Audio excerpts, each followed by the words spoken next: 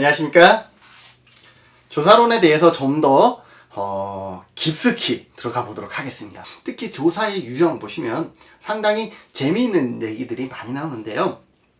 특히 시험에서는 이 조사의 유형 중에서도 시간 차원에 따른 분류가 많이 나옵니다. 맞네요.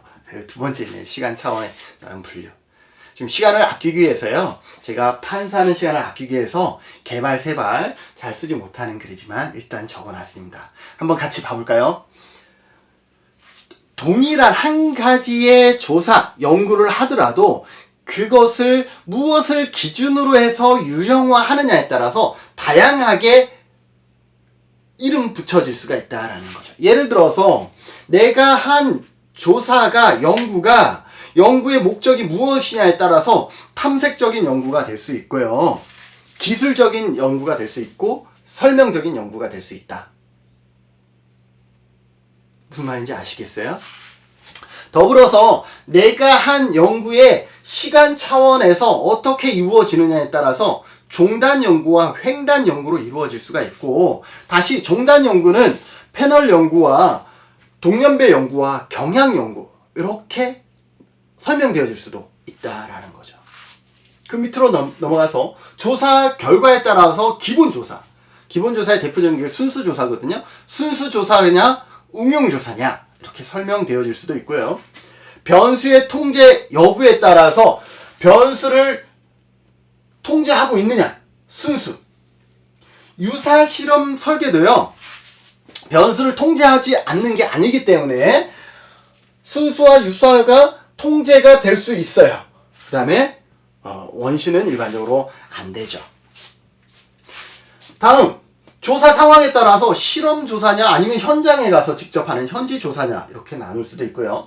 관찰 대상에 따라서 전수 조사냐 표본 조사냐 단일 사례 조사냐 이렇게 나눠질 수도 있고, 조사 성격에 따라서 양적, 우리가 배웠죠? 질적, 이렇게 나름대로 다양한 영역으로 설명이 되어지는데, 그럼 제가 어떠한 연구를 진행을 했어요. 그러면 여기에 있는 이 다양한 중에 이거 하나 이렇게 설정되는 게 아니다라는 거죠. 목적에 의해서는 설명적 연구일 것이고, 제 연구 하나가 시간 차원에서는 일반적으로 횡단 연구가 될 것이고, 조사 결과에 따라서는 응용 조사가 될 것이고, 변수의 통제에 따라서는 순수 조사가 될 것이고, 조사 상황에 따라서는 실험 조사가 될 것이고, 관찰 대상에서는 표본 조사가 될 것이고, 조사 성격에서는 양적 조사. 무슨 말인지 아시겠어요? 이 목적에 따라서 각각 어딘가에 포함된다라는 거예요. 여기에 포함되면 나머지에서 전부 배제되는 것이 아니라, 목적에는 탐색이고 시간 차원에서는 횡단이고 이렇게 정의 내어질 수가 있다라는 거예요. 자, 여기까지 가고요. 이제는 구체적으로 저기에 있는 쓰여진 내용들을 좀 알면 도움이 되겠죠? 그래서 이후에 끊임없이 반복해 줄 겁니다. 걱정하지 마세요. 지금 이제 여러분들 조사론 이제야 첫 발을 내디딘 거예요. 응애 이제. 그리고 여러분들은 적어도 조사를 배운 지 상당히 오랜 시간이 지났습니다. 그래서 지금 모르는 것은 지극히 당연한 것이고, 지금 알면 너무 행복한 거죠. 자, 그러면 하나씩 볼게요. 일단 조사 목적에 따라서 탐색이냐 기술이냐 설명으로 나눠지는데, 탐색은 뭐냐 하면요, 여러분들 어떨 때 탐색해요? 어떨 때 탐색하죠? 전혀 한 번도 가보지 않은 오지에 갔을 때 저 뒤에 어떠한 환경이 어떤지 궁금하다. 우리가 여기가 안전한 곳인지 어떻게 도망을 가야 되는 곳인지 전혀 모를 때 어때요? 가서 정탐꾼을 보내서 주변을 탐색하게 하죠. 연구도 마찬가지예요. 연구가 기존에 유사한 연구가 없어서 그 연구의 어떤 방향이나 내용이나 이러한 부분들이 지금 공개되지 않고 미지의 세계일 때 보통 탐색적 연구를 하게 됩니다. 그래서 이 탐색적 연구는 어때요? 일반적으로 다른 연구를 시작하기 전에 사전 검토하기 위해서, 어떤 행위를 하기 전에 탐색 정탐꾼을 보내듯이 다른 연구를 하기 전에 사전 점검의 입장에서 실시한다라는 거죠. 그래서 일반적으로 이 탐색적 연구는 예비조사다라고 할 수도 있고요. 어떠한 방법으로 이루어질까요? 문헌. 내가 관련 내용을 전혀 모르기 때문에 문헌을 계속 뒤지는 거죠. 찾는 거죠. 그러한 방법. 또는 솔직히 요즘은 어떤 사람이 갑이에요. 그죠? 성실한 사람보다 인간관계가 좋은 사람이 갑이잖아요. 그래서 나의 인맥을 통해서 이 분야에 손쉽게 대답해 줄 수 있는 전문가들을 만나서 내가 몰랐던, 연구는 하고자 하나 관련 지식이 부족했던 부분들을 채워나가는 이러한 부분들을 뭐라 그래요? 탐색적 조사다라는 거예요. 탐색적 조사는 본 연구를 하기 전에 보통 이루어지고, 관련 연구의 전체적인 어떤 내용이나 이러한 부분들이 체계가 잡히지 않았을 때 문헌 연구라든지 전문가를 통해서 이루어진다라고 보시면 될 것 같습니다. 기술 연구는 어떤 것이냐라는 거죠. 일반적으로 사회 현상이나 상황, 이러한 특징들을 살펴보기 위한 것이고요. 이 기술적 연구에서는 원인과 결과에 대한 부분들이 아니라 뭐예요? 비율이라든지 빈도, 이러한 단순한 비율이나 빈도를 살펴보기 위한 연구일 때 일반적으로 뭐예요?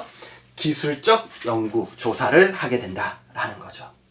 이 기술적 조사는 그냥 결과, 그 수치 그 자체가 의미가 있는 것이지, 거기에서 왜 이러한 값이 나왔는지를 알고 싶은 것도 아니고, 어떠한 값이 나오는지에 대한 것도 아니에요. 그렇기 때문에 일반적으로는 이 기술적 조사에서는 그냥 그 빈도나, 그죠? 비율, 이런 것을 알고 싶은 것이지, 다양한 원인이라든지 결과, 이러한 것을 알고 싶은 게 아니거든요. 그러다 보니까 무엇을 설정하지 않냐 하면, 굳이 가설을 설정할 필요가 없다라는 거죠. 무엇이 어떻게 되면 더 증가했을 것이다, 감소했을 것이다, 이러한 의미가 아니라 뭐예요? 비율, 빈도, 이러한 것들을 단순히 알아보기 위한 것들이죠. 그리고 이 기술적 조사에서는요, 상관관계까지는 여기에 해당됩니다. 헷갈립니다. 상관. 설명은요, 나중에 얘기하겠지만 인과관계. 상황의 인과관계 나중에 설명하고요. 자, 그러면 설명적 조사는 뭐냐? 설명적 조사는 방금 써도 했지만 인과관계를 보기 위한 거예요. 인과관계. 설명적, 뭔가를 설명하는 거예요. 왜 이 결과가 나왔는지를 설명하기 위한 그런 원인을 찾는 연구가 일반적으로 뭐예요? 설명적 조사에 해당한다라는 거죠. 모든 우리 과학에서는 반드시 뭐가 있다 그랬어요? 결정론적으로 원인이 있다라고 했죠. 그래서 우리에게 조사는 그 원인을 찾아 나간다라고 보시면 될 것 같습니다. 그 원인을 찾아 나가기 위한 조사, 일반적으로 우리가 연구하고 있는 것들은 결과를 야기한 원인을 찾아 나가는데, 그것을 발견해 나가는 이 과정, 그런 목적을 갖고 여러분들이 연구를 했다 그러면, 여러분들의 연구는 조사 목적에 따라서 무슨 연구냐 하면 설명적 조사다라고 보시면 될 것 같습니다. 우리 사회복지 현장에서 일반적으로 이루어지는 연구들은 설명적 연구가 많고요. 기술적인 조사 연구도 있죠. 그죠? 어떤 지표 조사라든지 이러한 부분들은 여기에 해당되겠죠. 그래서 원인에 관한 연구, 이러면 설명. 그래서 설명적 조사는 어떤 원인 규명이라든지 이러한 부분들이 반드시 선행되어진다, 이루어진다라고 보시면 될 것 같습니다. 그래서 나머지 부분들 좀 더 확장시켜 나가시고요. 그다음에 시간 차원에서는 아까 기존의 기출문제라든지 사회복지 1급 기출문제에서 이러한 다양한 연구의 방법을, 유형을 다양하게 나눌 수가 있는데, 그나마 시험에서 가장 많이 나왔던 것이 뭐라 그랬어요? 시간 차원에서 가장 많이 나왔다, 매 회마다 나왔다라고 볼 수가 있는데, 횡단 연구와 종단 연구가 있습니다. 횡이 뭐예요? 횡이에요, 횡. 종이 뭐예요? 종이에요, 종. 횡은 뭐냐면 시간의 순서가 옆으로 돼 있어요, 옆으로. 이건 뭐냐면 개인 한 사람을 봤을 때 한 번 끝나는 거예요. 종은 뭐냐면 개인 한 사람을 봤을 때 이렇게 수직적으로 과거에서부터 현재, 미래까지 이렇게 지속적으로 살펴보는 것을 종단 연구라고 합니다. 그래서 어떤 교재에서는 이렇게 얘기하죠. 연구 시점이 일례인 것은 횡단 연구이고, 일례로 이루어지는 것은 횡단 연구이고, 연구가 시간의 간격을 둬서 이루어지는 것은 종단 연구라고 합니다. 그런데 이것을 잘못 해석해서 그냥 이렇게 질문 안 하면 헷갈리지 않는데, 질문하면 갑자기 헷갈려요. 저는 연구를 상당히 많이 하는 편입니다. 여러분들에게 다 얘기 못했지만 1년에 그래도 몇 편씩 연구를 합니다. 개인 연구도 하고요. 그 다음에 그 용역 연구도 하고요. 작년에 용역 연구를 모르겠어요. 한 5편 이상 한 것 같아요. 대박이죠.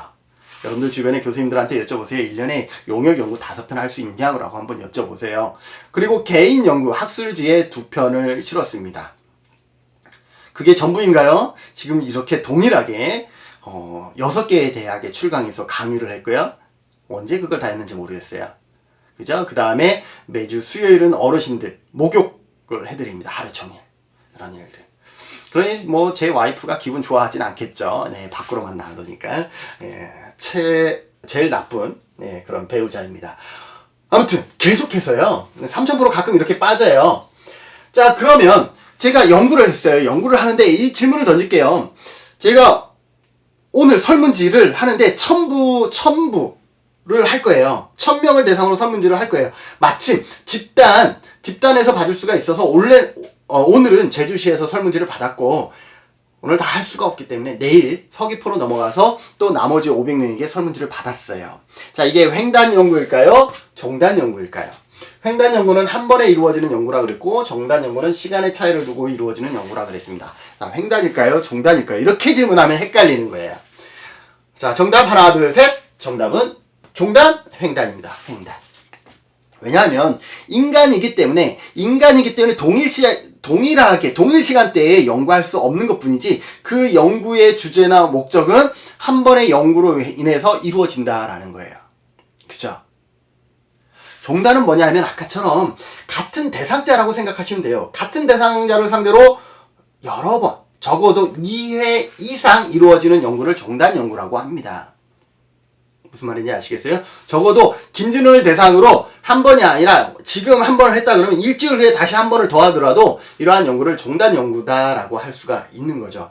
일반적으로 종단 연구는요, 3회 이상 이루어져야 그 경향을 볼 수가 있는 거거든요. 그래서 보통은 3회 이상 하긴 합니다. 무슨 말인지 아시겠어요? 자, 오늘 하고 내일 하면 분명 이 차이는 있겠죠? 그런데 한 번 더 해야 이 차이가 지속적인 차이인지 아니면 우연의 차이인지 이런 것들을 알 수가 있기 때문에 종단은 보통 3회 이상 하는 게 맞긴 하나 이론적으로는 2회 이상 실시한다. 자, 근데 여기서 더 중요한 것은 종단 연구라는 기본적인 그 개념이 아니라 종단 연구에는 그렇게 시간의 간격을 두고 연구하는 연구에는 패널 연구와 동년배 연구와 경향 연구가 있다라는 거 기억하세요. 자, 뭐예요? 종단 연구에는 패널과 동년배와 경향이 있다. 이것을 구분해서 여러분들이 이해하셔야 돼요. 자, 패널은 뭐냐 하면요, 같은 대상을 종단으로 연구하는데 계속해서 종단적으로 같은 대상을 꾸준하게 연구하는 거예요. 제가 대학 졸업했을 때요, 대학 졸업생 취업 현황에 관한 이런 연구가 있었던 것 같아요. 거기에 패널 대상자였어요. 1년에 한 번씩 계속 전화가 와요. 직접 만나는 경우도 있었고요. 그래서 동일한 질문을 끊임없이 답하죠. 그러면 그분은 제가 있는 전화번호를 추적하고 제가 있는 전화를 통해서 언제 만날 수 있는지를 확인한 다음에 제가 있는 곳으로 와서 설문지를 합니다. 그래서 저는 그것이 어떻게 쓰이는지는 몰랐죠. 그때 당시는. 그러나 연구하시는 분들은 저의 그 데이터 응답을 갖고 이게 분석, 양적 연구를 하는 거죠. 왜? 대상자가 저 혼자만이 아니라 전국에 저 같은 그 동일한 연구에 활용되었던 대상자들은 더 많을 테니까요. 그 많은 데이터를 갖고 이제 뭐예요? 양적 연구를 실시했겠죠. 일반적으로는요. 양적 연구 중에서 종단 연구. 자, 패널은 아까 동일한 대상자를 지속적으로 한다라고 얘기를 했죠. 그런데 이 패널 연구에 장점도 있고 단점도 있습니다. 단점 뭐냐? 장점은 일단 같은 사람을 계속하기 때문에 시간의 변화에 대한 내적 타당도를 확인할 수가 있어요. 동일한 대상자를 지속적으로 하기 때문에 내적 타당도를 확보할 수가 있다. 여기서 내적 타당도라는 또 어려운 단어가 나와서요. 갑자기 제가 확 했는데요.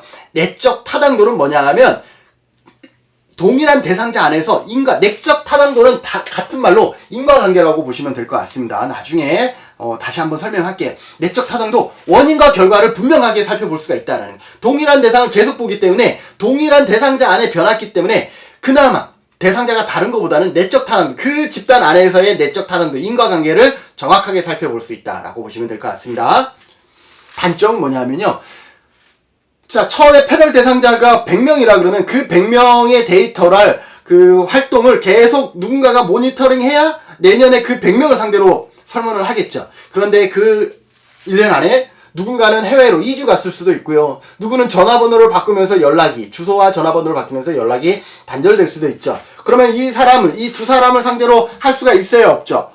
없어요. 없잖아요. 이렇게 연구 대상이 중도에 탈락될 수 있다라는 거죠. 그 다음에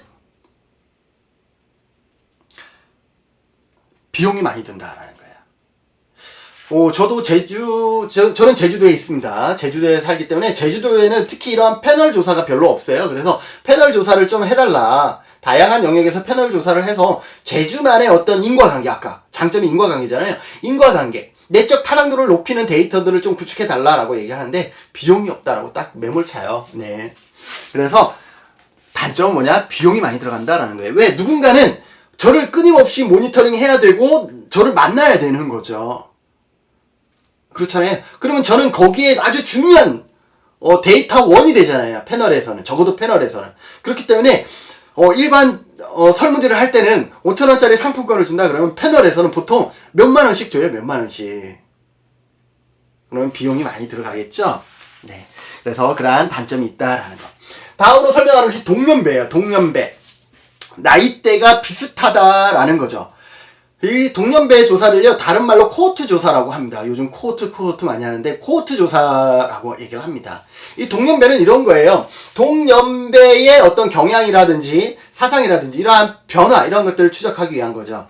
우리나라의 동년배라 그러면 대표적으로 어떤 집단이 있냐 하면요, 베이비 부머 세대가 있는 거죠.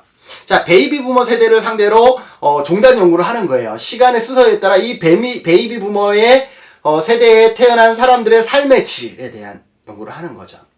자, 그러면 우리나라 베이비 부머 세대는 언제부터 언제까지 태어난 사람을 베이비 부머 세대라고 하느냐면 1955년에서 63년도에 사이에 태어나신 세대를 베이비 부머라고 하는데, 이분들이 이제 어떻게 되는 거예요?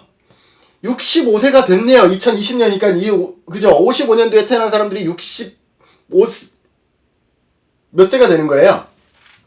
65세가 넘었잖아요. 그죠? 벌써 20년이니까 2020년이니까 여기에 45 더하기 20 하니까 65세가 넘잖아요. 자, 그러면 10년 전에 이분들의 삶을 10년 전에 만약 조사했다 그러면 이분들이 몇 살일 때 조사가 된 거예요? 이분들의 나이는 55세일 때 조사가 된 거예요. 어떤 사람이 1955년에서 63년에 태어난 분이 55세일 때 조사가 된 거예요. 근데 10년 지난 지금, 그죠? 동년배 조사를 하는 거예요. 지금 어때요? 연도수는 똑같아요. 그런데 이분들의 나이가 몇 살이 된 거예요? 65세가 됐겠죠. 10년이 지났으니까. 문제는 그러면 패널 연구와 뭐가 다르냐? 패널 연구는 여기에서 연구했던 55세 때 연구했던 100명을 여기에 고스란히 그 100명을 추적해서 연구를 하면 이 연구도 뭐가 되냐면 패널 연구가 됩니다. 그런데 문제는 여기에서 100명을 했다 그러면 여기도 100명을 하는 거예요. 단 뭐예요? 대상자는 달라질 수 있다라는 거예요. 대상자는 달라지대요. 누구 안에서? 적어도 1955년에서 63년 사이에 베이비 붐 시대에 태어나신 분들 중에서 100명을 뽑아서 연구를 한다라는 거죠. 또 10년 뒤에 연구를 하겠죠. 10년 뒤에도 동일하게 1955에서 63년도에 태어난 그때 10년 후면 75세가 될 거 아니에요. 75세를 상대로 연구를 합니다. 그래서 또 100명이 또 연구가 돼요. 근데 이 100명은 어떤 분이에요? 이때 연구했던 분과 같을 수도 있지만 다를 수도 있고, 이때 연구했던 분들과 같을 수도 있고 다를 수도 있다라는 거죠. 자, 이렇게 그냥 100명이라는 동년배의 100명이라는 대상자를 연구로 하기 때문에 뭐가 없어요? 누군가를 끊임없이 지속적으로 모니터링하고 추적할 필요가 없다라는 거. 그래서 비용이 절감되고 대상자의 유실이 발생하지 않는다라는 거예요. 100명을 찾으면 되니까요. 그렇죠? 그래서 이것을 동년배라고 합니다. 동년배. 자, 동년배 연구. 자, 그 다음에 또 뭐가 있어요? 경향이죠. 경향은, 동년배는 나이대가 동년이라 그러면 경향은 어떠한 말 그대로 경향, 성향을 묻는 거예요. 일반적으로 경향조사 이런 것들을 많이 하겠죠. 지금이 꽃피는 3월 이제야 개학했으니까 신입생들의 경향조사를 하는 거죠. 자, 원래 몇 년생이 대학에 들어가는 해인가요? 2001년생? 대충 합시다. 원래 만약에 2001년생이 대학에 들어간다라고 칩시다. 벌써 그렇네요. 2000년 이후의 친구들이 이제 대학 들어가는 시대가 됐네요. 자, 원래 2001년생 100명을 상대로 신입생 경향조사를 했어요. 그런데 종단 연구를 하려고 그러면 내년에도 또 필요하잖아요. 내년에도 연구를 해야 돼. 그러면 내년에는 신입생이 누가 되는 거예요? 2002년에 태어난 사람들이 되겠죠? 100명. 여기에서 이 경향조사는 패널, 뭐가 됐어? 패널 조사를 할 수가 없네요. 그죠? 경향을 물어보려면. 그쵸? 다시 입학했다가 포기했다가 다시 입학하지 않는 이상. 아무튼, 그게 중요한 것이 아니라, 이 경향은 이렇게 나이대가 달라지고, 그렇기 때문에 패널 자체는 어차피 구성할 수가 없고, 이 100명도 그러니까 뭐가 되는 거예요? 당연히 달라진다라는 거죠. 대상자가 고유하게 지속적으로 유지되는 것은 패널이고, 나머지는 대상자가 달라지는데, 동년배는 같은 연배 안에서 대상자가 달라지는 것이고, 경향은 같은 경향 안에서 대상자가 달라질 수 있다라는 것이 이 시간 차원의 횡단 연구의 특징이다라는 거예요. 기억하실 수 있겠어요? 기억하셔야 된다라는 거죠. 자, 조사 결과에서는 기본조사와 응용조사가 있는데요. 제가 왜 앞에 봤냐면 지금 몇 분이 지났나 이거 확인하려고요. 제 강의 환경이 그렇게 좋은 환경은 아닙니다. 죄송합니다. 자, 조사 결과 기본조사와 응용조사 이것을 보는 거죠. 일반적으로 우리 사회복지조사만 알면 돼요. 우리는 사회복지니까 사회복지조사는요. 기본조사이기보다는 응용조사가 맞습니다.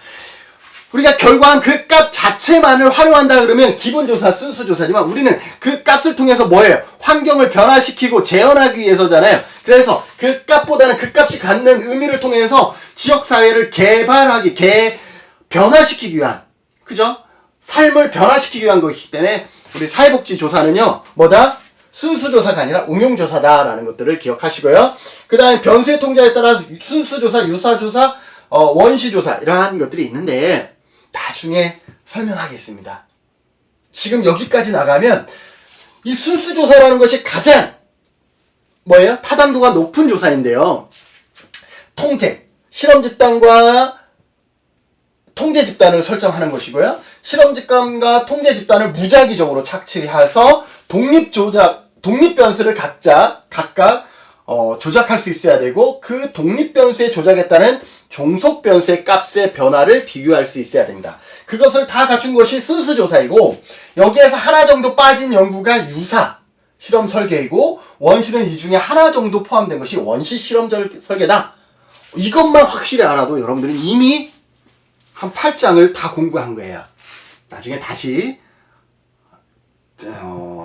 집중적으로 공부할 때가 있습니다. 그래서 좀 지금 완벽하게 하지 않더라도 좀 아쉬워하지 마시고요. 조사 상황에 따라서 실험조사냐, 현지 가서 현지조사냐 이런 게 있고요. 관찰 대상에 따라서 전수조사냐, 표본조사냐, 단일 사례냐 조사 성격에 따라 양적이냐 질적은 아까 얘기했죠. 양적은 어떤 계량적, 수치, 숫자를 통해서 이루어지는 거라면 질적은 뭐예요? 관찰을 통해서 이루어지는 것이다. 그러면 지금 이 시간 요것만 관찰 대상에 대해서만 조금 간단하게 설명하고 마무리해야 되겠습니다.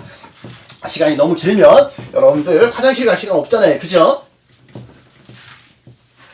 자, 아까 이미 설명이 되어 있었습니다. 우리가 어떤 연구 대상 전체 집단을 뭐라 그러냐면 기억하세요. 모집단이라 그럽니다. 우리가 연구하고 싶은 전체를 다 포함하는 대상 집단을 모집단이라고 그럽니다. 그래서 전부가 아니라 이제는 모집단이라는 단어를 쓰게 되는 거죠. 이 모집단에서 이 모집단을 전체를 다 연구하고 싶으나 연구할 수 없는 경우가 너무 많아요. 왜? 비용도 많이 들어가고 연구 자체가 불가능한 경우도 있거든요. 자, 그래서 이런 경우는 일반적으로 이렇게 표본을 설정합니다. 샘플. 우리 여러분들 화장품 쓸 때도 그 화장품이 어떤 화장품인지를 알기 위해서 어떻게 샘플 주세요. 그래서 샘플을 발라보죠. 내 피부에 나 이거 뭐야 두드러기 나왔어. 이거 뭐야 이러잖아요. 그 샘플은 어떤 의미예요? 이 전체랑 똑같은 의미잖아요. 그래서 연구도 마찬가지. 이 모집단 전체를 연구하기 위해서 전체를 연구하지 못하니 이렇게 샘플을 설정해서 샘플을 연구하는 거예요. 근데 이 연구를 하는 이유는 뭐예요? 이 전체의 특성을 알기 알고자. 여러분들 샘플을 얼굴에 바른 이유는 뭐예요? 그 화장품 전체의 특성을 알고자 한 거잖아요. 마찬가지다 라고 보시면 될 것 같습니다. 그래서 이 모집단 전체를 연구하는 것, 이것을 뭐라 그러냐면 전수조사라고 하고요. 이 모집단이 너무 크고 연구 자체가 불가능한 모집단인 경우에는 어때요? 이렇게 샘플을 설정해서 샘플을 상대로 연구하는 것을 뭐라 그런다? 표본조사다라고 얘기를 합니다. 여기서 샘플이라고 그랬고요. 다른 말로 우리말로는 표본입니다. 영어로는 샘플이고요. 무슨 말인지 아시겠어요? 표본이라는 건 영어로는 샘플이고 우리말로는 표본이다 라고 보시면 될 것 같습니다. 단일 사례 선거는요, 이렇게 일반화하는 것이 아니라 그냥 한 집단, 요 별도로 요 집단의 성격만 알고 싶은 거예요. 여기는 표본조사는 집단의 성격이 아니라 이것을 통해서 전체의 성격을 알고 싶을 때 이루어진다 라고 볼 수가 있네요. 시간이 왜 이렇게 빨리 지나가죠? 더 해야 될 것들이 많은 것 같은데 금방 후다닥 지나갑니다. 여러분들 이번 시간에도 열심히 경청해 주셨나요? 이번 시간 상당히 많은 내용들을 포괄하고 있기 때문에 다시 한번 여러분들 동영상을 다시 한번 살펴보시더라도 반드시 관련 내용들을 좀 깊숙이 학습하시고 익히시기 바랍니다. 오늘 강의 여기서 마치겠습니다.